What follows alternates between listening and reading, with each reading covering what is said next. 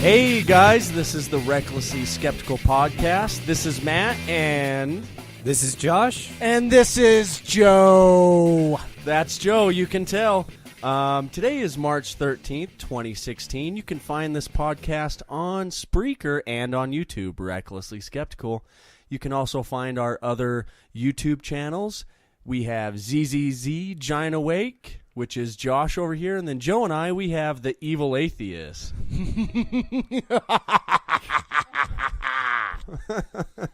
Alrighty, so let's get started. We have a lot of things to talk about today. Yes, we do. So I think we were going to start it off with a spiritual thought, weren't we, Matt? Yes, so let's bow our heads and get ready to pray. Okay. No, so I finished reading David Silverman's book, Fighting God, an Atheist Manifesto for a Religious World. And I just wanted to read one little paragraph from one of the last pages in the book. So here we go. To hasten religion's demise, we, the firebrands of the atheist movement, must remove its societal protections against criticism and its government assistance. This means we must attack religious privilege and the hold that religion has on society and all of the individuals therein. And that's it. I think that's a great quote. Charwin. Charwin. That's a great quote. Charwin. Holy a great quote. I can't talk. But I think that's a great quote. And I think it speaks volumes that atheists need to get out there and make yourselves known and fight against the religious stronghold that, you know, the stronghold religion has on society. I agree with that. But again, I think if it's going to cost you your job or something like that, maybe don't. But if you have the opportunity where it's not going to affect you, do it. Matt, I love your watch. Where'd you get that? Diane got it for me for Valentine's Day. That is a damn good-looking watch. It I want one. Diane? It's a good watch. Thanks, babe. Alrighty, so we wanted to talk about the Michigan results. Well, yeah. So let's talk about the results from Tuesday. Let's cover both sides. Why not? Let's do it. Okay. So for Tuesday on not 12th. Jesus Christ. Get your shit together, Josh. Yeah. So this was Super Tuesday number 2, right? God, that's the stupidest thing they've ever titled a thing. Like, I hate how they use words to the point where the words don't matter anymore. Super Tuesday, Wonderful Wednesday, Yeah. Super Tuesday 2, Super Saturday, Super Tuesday 3, Super Tuesday 4 on a Friday. But on March 8th, we had, for the Republican side, there were four states that voted. We had Hawaii, Idaho, Michigan, and Mississippi. And Hawaii, Trump won. Idaho, we actually had Cruz win. And Rubio and Kasich both got 0 and 0. Nice. I know. Michigan, Trump won with Rubio picking up 0, and Mississippi, Trump won with Rubio picking up 0. Rubio picked up a total of 2 delegates out of the over 100 available. Hey, he still has 163. Don't rag on him too hard, man. Yeah, and Kasich overall came in second with 17. Cruz actually came pretty close. Let me quickly do the math. 20, 37, 44, 59. He came in with 59 delegates, and Trump came in with 72. So, another win for Trump. Who's surprised anymore? I'm not surprised. This Hitler's going all the way. Yeah. And then, so, going into Tuesday last week, I was really, cynical about it, to be honest, because I thought, Hillary's got a clinch on Louisiana, and the polls show that Hillary's clinched Michigan. No chance. No fucking chance. It was by 20 points. I think it was an average. 20. Yeah, it's 20 points on average. The latest poll said something like 27. And there was a lot of polling in the state. So, the poll the week before the primary was he was down 20 points. And that was a week before the primary. Well, no, all the polls, there were 3 polls that came out before, and it was an aggregate of 20 points. So, yeah. And this is the first time. So there have been some states that he's won from behind, but those polls were old polls, as well as they weren't that big of a deficit. So for him so there was like a 1 in 1,000 chance, and I knew this. So it was kind of Yeah. more of a question of, oh, how bad is Bernie going to get spanked in Michigan? But here comes Bernie. He won 67 delegates to Hillary's 63. He won that.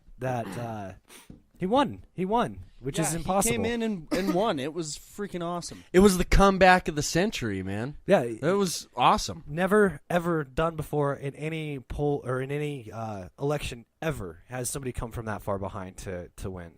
That's So- amazing. I think people are feeling the burn and understanding what he's talking about. Yeah. And a lot of people want to be cynical about it, but it's happening, and what he's saying is real. Yeah, and it's just crazy. Like Bernie performs miracles, I guess. Like that seriously is the equivalent of a miracle in polling. Yeah, they said it was one of the biggest upsets ever in No, American political history. If someone says it was one of the biggest upsets in political history, they are not doing any favors. It was the biggest by a long shot. Yeah. It wasn't even close to having. There's been no poll that's happened with. So you said he performed a miracle. Yeah, what he's did you mean by Jewish, that, Josh? and I know Jesus was a Jew. So is Bernie the third coming? I think it would be the second coming. Oh yeah, we haven't had the second one yet. Yeah, we're still waiting around 2,000 years later. Are you kidding me? I can kick 3 or 4 out in a day. Didn't they say that the Antichrist will come and unite the people, and everybody will think he's great? So Bernie's either Jesus reincarnate, or he's Hitler, Satan. Well, yeah, Or the Antichrist. But That's what I was you're looking thinking for. of a very conservative point of view. Oh yeah, you mean a dumb one? Yeah. Oh, okay. All right, so let's move on to let's look forward to Tuesday's election. So there Yeah. are So this is Super Tuesday 3, Yeah. right? Is that it? this Tuesday is far more important than last Tuesday. That's for sure, because there were only 166 electorates up for grabs. Yeah. In this one, there's over A shit ton, right? yeah 1, 2, 3, 4, 5, 6 around 650 delegates up for grabs. And Florida Sweet. has over 200, correct? Yeah, 214 214. from according to 538. They have seemed to be a little different than everybody else, but yeah, close enough. Okay. So- One thing's looking like Trump's going to win. yeah, If you look at all the polling, Florida, Trump plus 21. Ohio, well, Kasich gets plus 6 there. Illinois, Trump plus 9. It's just... yeah, and this is kind of a do or die place for Rubio. If he doesn't win Florida, he should drop. He should actually drop already. But it looks like the establishment's Republican side is going for a brokered convention. It looks like they're going for it. They're actually going to try and pull a brokered convention for the first time in modern history. Do you think that's true? Because to me, it almost seems like the establishment is starting to accept Trump in a way. So Yeah, probably because they don't want Bernie. we should talk about that actually in length. Should we move that to the second part of the podcast? Because there was a civil war, and then there seems to have been some sort of an amends, but I'm not sure if that's true, if that's actually what's going on. So let's talk about that at the beginning of the second half, right after the secular story. Okay. Sounds good. All right, but let's focus on the Democrat side. So there's Florida, Illinois, Missouri, North Carolina, and Ohio. Matt and I talked about this earlier this week, and we're pretty confident that Hillary's going to win North Carolina because it's the last of the true southern states. Florida is kind of a freaky state. They have a lot of differences from the rest of the South in that they're not as religious, and they also have 4 times the Hispanic population that the other states around it do. So there's a lot there that makes Florida abnormal to the rest of the southern states. He seems to be closing in the polls in Florida. It's still a wide margin, though. But he's closing it. He's Clinton's plus 27, plus 28 points on these two polls. But that happened in Michigan too, right? I'm just saying. Yeah, I'm feeling you. I'm feeling that. But there's still a wide margin. That poll was done today, or released today, anyways. So I guess we'll have to see. But I think it's possible. I think it's possible. I don't lean that it is possible because there's two big differences, and actually there's three notable differences between this and Michigan, Florida and Michigan. Bernie Christ, miracles. Well, one is that it is still in the South, so you're going to have more. Northern Florida is a lot like Southern Georgia, so there's that going for Hillary. Another thing that's going on is spring break in Florida happens that week, happens on Tuesday, so there might be less participation by college-age students. And then the third notable thing is that it is a closed primary as opposed to being an open one. So independents, you have to declare yourself a Democrat in order to vote in Florida. That's bullshit. You know, honestly, here I in agree. Utah, you can be an independent and go to the Democratic caucus, and I think that's the way it should be. Yeah, I think that's. So first off, I think that by having an open caucus, you're more likely to draw in independents who will then vote in the general election if they have a say in the primary. Yeah. And then the other thing that I think that does is it gives you a bigger representation of what people in general are voting for. So like on a swing state, say Colorado, if you have a lot of independents voting for Bernie Sanders because he won there, you have an idea, hey, if we run Bernie Sanders in the general election, he'll do better there than Donald Trump will, or than Hillary Clinton would against, say, Donald Trump. But when it's closed, you don't get that picture. Nope. All you're seeing is registered Democrats, registered Republicans. Yeah, and they tend to vote along party lines no matter what. Yeah. All right, so let's just shotgun through this. Florida, I don't think so. What do you guys? And you guys both think that there's a chance I think there's going to be another miracle, a Bernie Sanders miracle. in Florida? I do. Okay. What about you, Matt? Florida, I think it's possible. I'll say that. And I'd be happy if we close there within 10 points. Illinois, what do you guys think? Well, one poll says Clinton +6. One poll says Sanders +2. I think he's going to win Illinois. Yes, I agree. I think so too. They're very organized in Illinois. We have some general idea of that because of the way the protesters showed up to the Trump rally, which we'll get into in a minute. Yeah. All right, so let's move forward. Missouri. I think he's going to take Missouri as well. I think so too. So Missouri, he's losing in the polling, but it's not a very well polled state, and in every not very well polled state, there seems to be this bias. And Bernie always seems to win those. Yeah, and I mean, just looking at his rally, I believe it was today in Missouri and stuff. There was thousands of people there. Thousands of people are showing up at his rallies. Yes. And stuff, and all sorts of, especially in Michigan where there was an upset. So I think he's going to take it. I think the more people hear about him, I know every time I get a goddamn email or I see a poll on Facebook or anything, I don't hit every one. And I'm not, and sometimes I just skip past them. I don't care, because I know the important issue is caucusing and voting. So yeah. And I think he wins in Missouri. Joe thinks he wins in Missouri, and Matt thinks there's a chance, or that definite wins. I guess we have a 3-point process, maybe, or there's a chance, no or yes. Bernie for the win. I'll say there's a chance. You're going to go for that's it. Chance. That's all you're going for? It's all good. That's what I'm going to go for. All right, so North Carolina, I say no. I'm going to fuck with you guys and say he's going to win. No, honestly, I'm going to say probably not. I say he's going to take North Carolina by 73 points. Joe, you have 73%. You have faith in Bernie Christ. I do have faith in my Bernie Christ. In Ohio, ever since they had the debate and ever since the upset in Michigan, Bernie's closed the gaps. It went from 30 points on a poll that was released March 7th to 20 points on a poll that was released March 11th, and then 9 points on a poll that was released March 12th. So, and it's also one of those Rust Belt states. I think there's a chance. Yeah. Oh, yeah. I think there's a chance as well. Can you imagine if he comes in and wins 3 or 4 of those fucking states? So, it would be amazing. Yeah. Oh, yeah. If he wins Ohio and Illinois, then that's it. Because the question coming out of Nevada is, when does Bernie win again? And that was a real valid question. Like, looking at the polls, you couldn't see to where he was going to win. But he's taken, I think, 9 states now.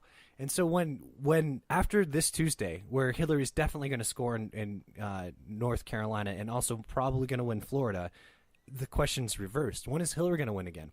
Because then it's Utah, Idaho, and Montana. I don't think it's Montana, but essentially all of the states turned into Bernie's favor. But didn't you tell me the other night that the last poll here in Utah shows Clinton ahead? Yeah, there's no way. Like, but every fucking person I know in Utah who is a liberal is voting for Bernie. Yeah. Yeah, so Arizona, Utah, Idaho, Alaska, Hawaii, Washington, Wisconsin, Wyoming, and on April 19th is New York. That might be the next good chance for Hillary Clinton to win again after Tuesday. So New York. Yeah, so it might be like 2 or 3 weeks before you hear about Hillary winning another fucking state. That'll be fucking awesome. And I wanted to point out too. I don't know if you saw that at the last debate in Florida between Hillary and Bernie. Bernie got a standing ovation at the end of the night. Yeah, and that was in Florida.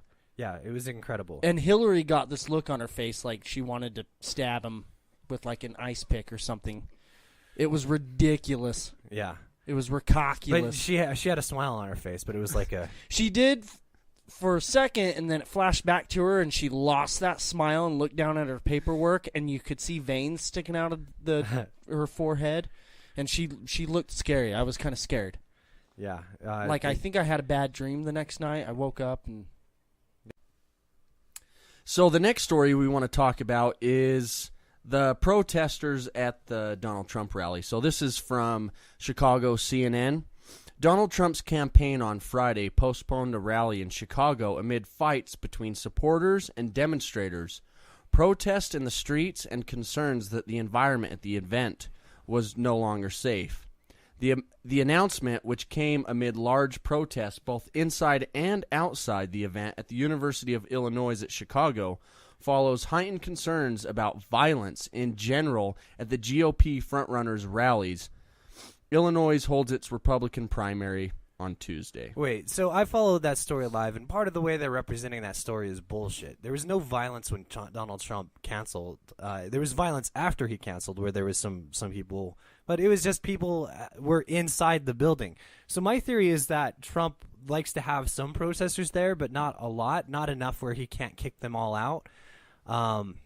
So yeah, I think he wants to show power, his force. Yes, his power.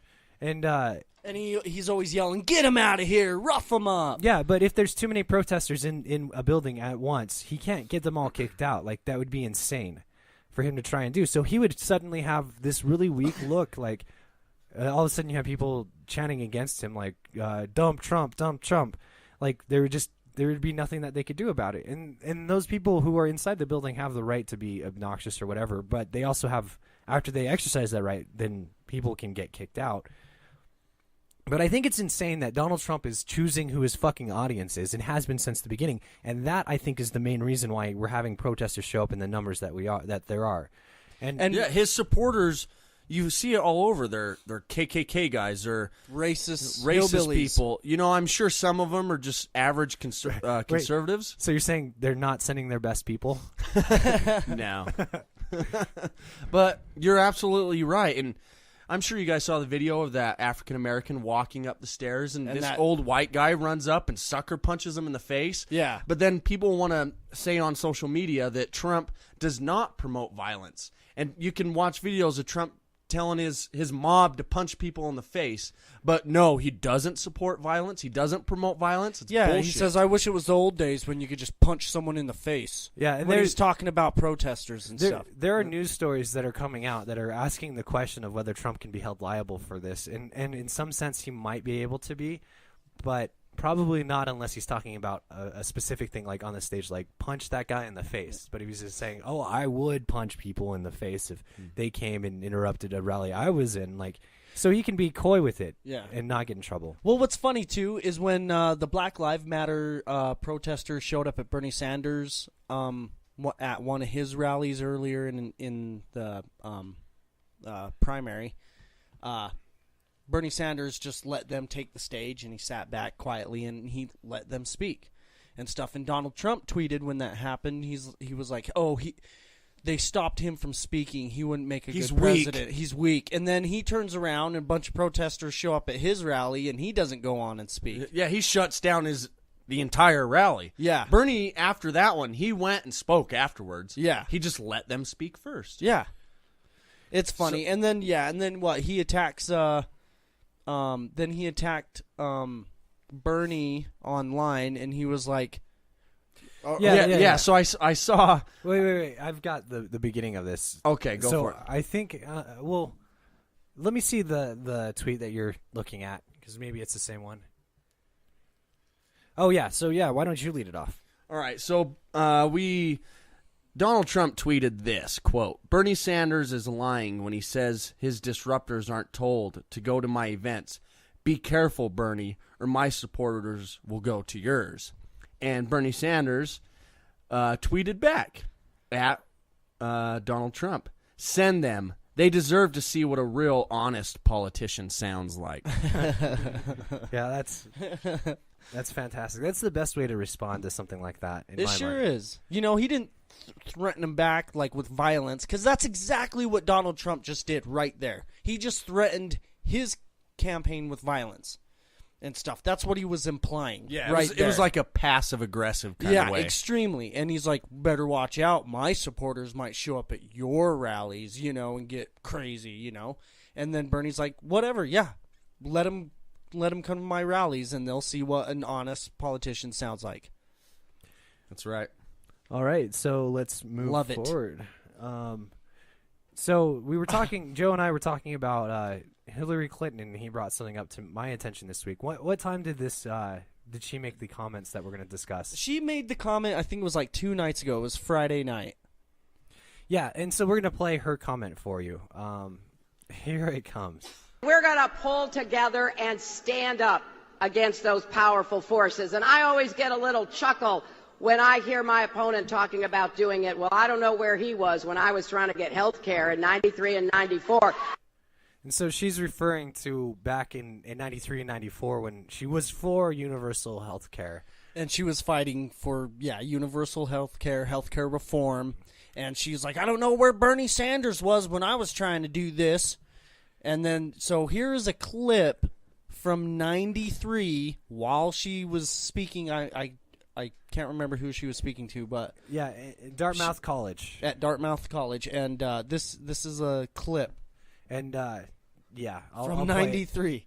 Very grateful for the leadership that many people are giving to this great reform effort, and I'm grateful that Congressman Sanders would join us today from Vermont. And he is standing right fucking behind her. And literally standing right behind her. Literally. You can watch the video, and he's standing there, and she's talking, and she's like, I'd like to thank Sanders from Vermont for coming down here. And then fucking 20 years later, she's like, where was he, huh? Where was he? He helped you write the shit. Yeah.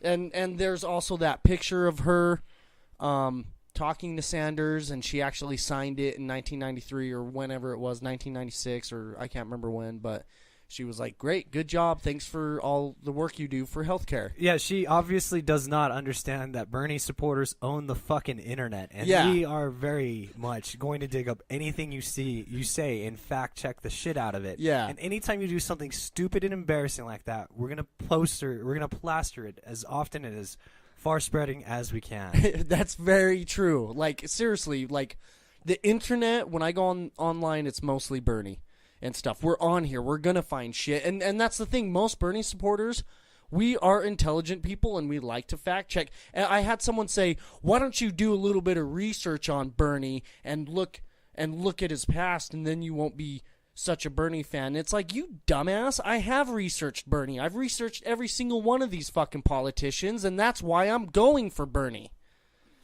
Yeah.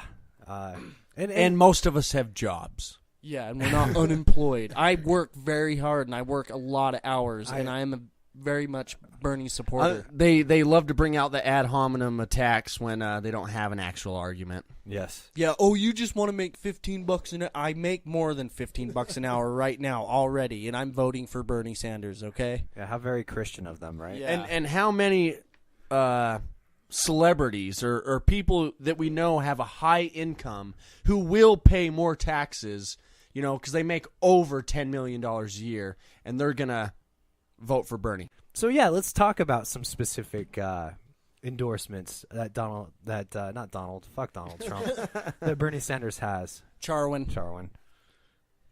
All right, so Joe, do you see any recognizable names on the list? There's a comprehensive list on Wikipedia if you guys want to go check that out. You can't trust Wikipedia.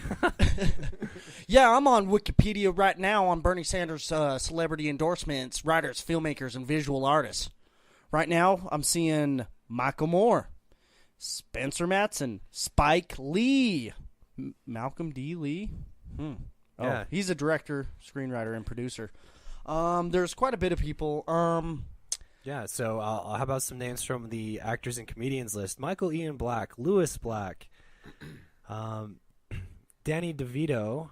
There's more than 100, so I'm kind of like grazing through the names. Yeah. Oh yeah, these lists are long as shit. Susan Sarandon, Sarah Silverman, Fraser Smith, Seth MacFarlane. And then there's also athletes and some sports figures. We have Ronda Rousey. Woo! Kareem Abdul-Jabbar. Right on. I'm sure everybody knows who he is. If you don't, you're weird as shit. Chad Johnson, NFL player. Michael Bennett, NFL player. Alyssa Milano, did you see that? Oh, Yeah. that's cool. Tommy Chung. Mark Ruffalo. Mark Ruffalo. Ruffalo. Charwin. And one of my favorite people in the world is Daniel Negreanu. He's a poker player who I look up to a lot. Nice. Oh yeah, Danny Glover. You know what? Danny Glover has supported Bernie Sanders, and he actually wrote an article that was posted to the Huffington Post, and it was an incredible article. Spike Lee also has his endorsement. He also produced an advertisement, and he also gave a long speech on him too. Did we mention Danny DeVito? No, I didn't mention him. But yeah, so those are some of his endorsements. But let's talk about the last... Michael Keaton. Hold on, Batman. Michael Keaton endorsed him. Who's that? Michael Keaton. It's Batman. It's Batman. I'm Batman. Which Batman? I'm Batman. All right, and then the last topic we have before we wrap this half up, I think that Joe is probably the most fanatic about, because it has to do, again, with Bernie or bust. Okay, yeah. So, all right, here's the thing. 33% of Sanders supporters will not vote for Clinton if she wins the nomination. We're not going to do it. That was I believe that was a poll. I'm reading this right now on US Uncut. It was published March 9th, 2016. According to a recent Wall Street Journal NBC News poll, Hillary's lead, over Bernie has shrunk down to 53%, while Bernie is gaining on her 44%. The real takeaway, however, is that 33% of Sanders supporters say that they could not see themselves supporting Clinton. Go ahead, Matt. Joe and I don't know how to talk. It's like when you're like walking past somebody and you start dancing you back and forth. You don't know which way they're gonna go. And we just did that.